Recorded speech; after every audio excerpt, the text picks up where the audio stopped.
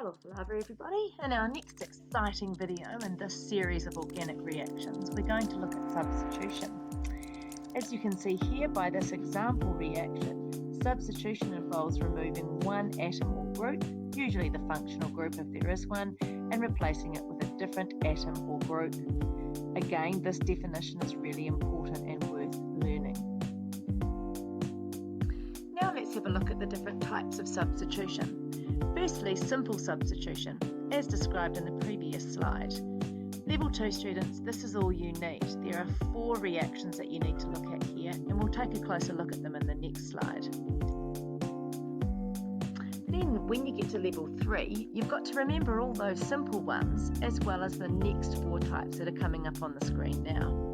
Condensation, esterification, hydrolysis, and condensation polymerization. We're going to look at each one of these types in the slides following.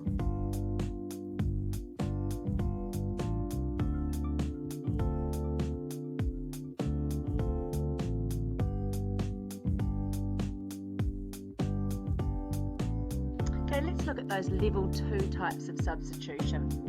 The first example that we're going to look at is any alkane, or in fact any substance containing carbon to hydrogen bonds, plus bromine. This usually needs UV light as a catalyst and takes quite a bit of time. As you can see, one hydrogen is substituted for one bromine atom, leaving HBr as the second byproduct. In our second reaction, we start with a haloalkane, where X can be Cl or Br or any other halogen. Adding concentrated or alcoholic NH3 to this swaps NH2 or the X group as shown above, and also leaves HCl or whatever the X was as a byproduct. Again, starting with a haloalkane, but this time we can add KOH or NaOH aqueous, so that's in water, and here we get the OH group substituting for the Br group to make an alcohol, leaving HBr as our byproduct. And the fourth type of reaction starts with an alcohol, and you can add to this SOCl2, but also PCl3 and PCl5, which we can call pickle 3, pickle 5 or sockle 2, and that substitutes a Cl for the OH group, making a haloalkane.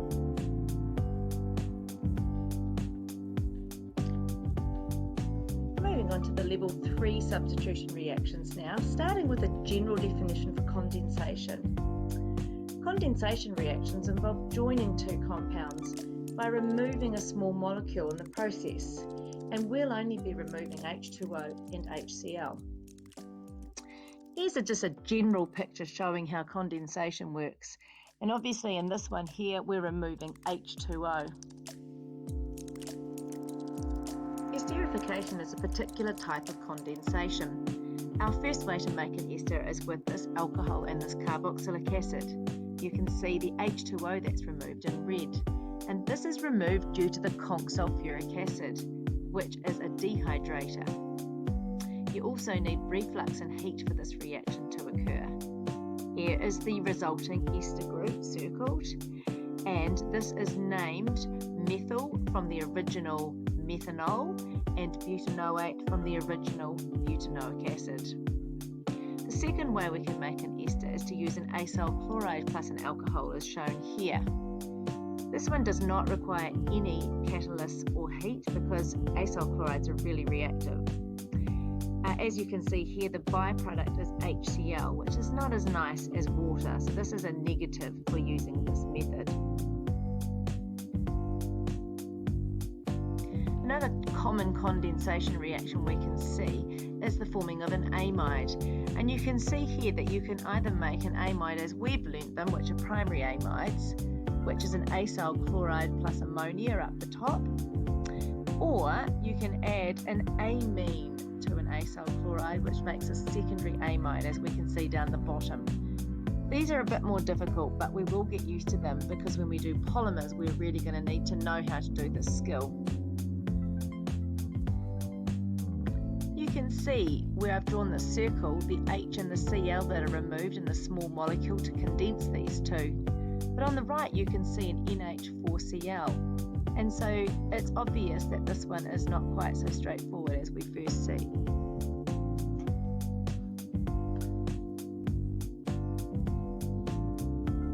So in the next slide, we're going to look at a really special example of an ester, and that's looking at fats or oils and triglycerides. Having a look here, we've got glycerol on the left, which is a triol. It's got 3 OH groups. If we remove the hydrogen from this OH group and the OH from this carboxylic acid here, this long chain carboxylic acid called a fatty acid, we form an ester group here. And as you can see, we've done this 3 times. But the carbon backbone for the glycerol remains bonded. So we've actually made one large molecule, and this is our fat or our oil, depending on what the fatty acid makeup is.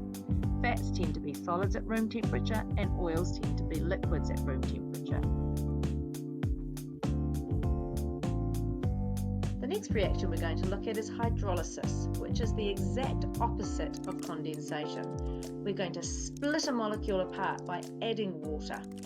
So here you can see an amide, and you can see this line where we break this amide apart right in the middle of its functional group, forming a carboxylic acid and an amine.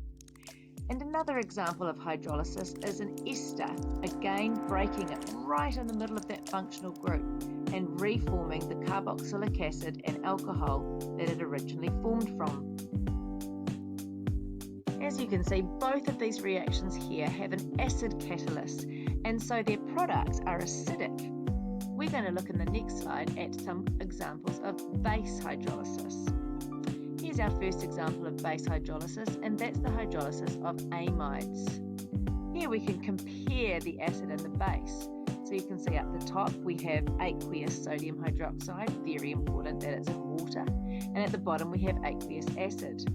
You can see the difference in the products is that up the top with base hydrolysis we have basic products with the protons not evident, whereas down the bottom we have acid hydrolysis with everything fully protonated, remembering that protons are H pluses which are found in acidic environment. Our last example of base hydrolysis, which is an important everyday example, is actually the hydrolysis of a fat or oil, as seen in this example. And as you can see, we've added 3 moles of NaOH, and it's important that this is in water, in aqueous, and with heat. You can see here we're still going to split right down the middle of that functional group as shown here. And there are 3 functional groups as this is a triester. This is a fat or oil. So if we hydrolyze this in base, what we actually make is soap. Soap is the sodium or potassium salt of a fatty acid, and it's commonly made from the hydrolysis of a fat or oil, and this is something that we need to be aware of. As you can see as well, glycerol is also reformed from this hydrolysis reaction, our triol.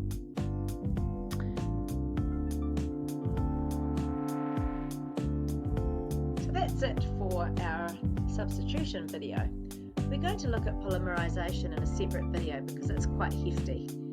Do make sure you work with your teacher, as it can be quite tricky learning this organic chemistry. But I do highly recommend that you look for pattern recognition and really understand how it works, and that will minimize the amount of memorization that you have to do. See you later.